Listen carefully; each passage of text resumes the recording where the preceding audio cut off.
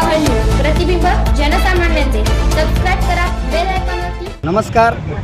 या ठिकाणी महाराष्ट्र राज्य वीज मंडळ संयुक्त कृती समिती कंत्राटी कामगारांच्या वतीने राज्यभर 9 तारखेपासून क्रमबद्ध असे आंदोलन महावितरण, महापारिषद आणि महानिर्मिती कंपनीतील सर्व कंत्राटी कामगार करत आहेत। या तिन्ही कंपन्यांमध्ये कंत्राटी कामगारांच्या वेतनातून, त्यांच्या भविष्य निर्वाह निधीच्या रकमेतून, त्यांच्या राज्य विमा योजनेतून हे आर्थिक शोषण कंत्राटदार, काही अधिकारी संगनमताने करत असतात।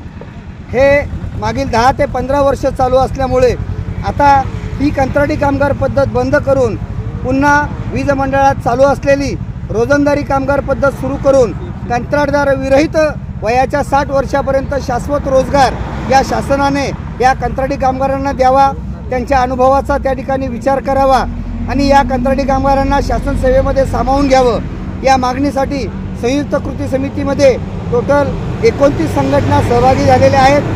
36 जिल्ह्यांमध्ये काल मध्यरात्री 12 वाजल्यापासून हे आंदोलन जोरात चालू आहे आणि हे आंदोलनाकडे शासनाने दुर्लक्ष केलं तर 5 मार्चपासून सर्व राज्यातील कंत्राटी कामगार हे बेमुदत धरणे आंदोलन सुरू करतील आणि त्यावेळेस शासनाचे सळो की पळो होईल, या राज्यामध्ये अंधार होऊन जाईल। यासाठी शासनाने या कंत्राटी कामगारांच्या प्रश्नाकडे लक्ष दिलं पाहिजे।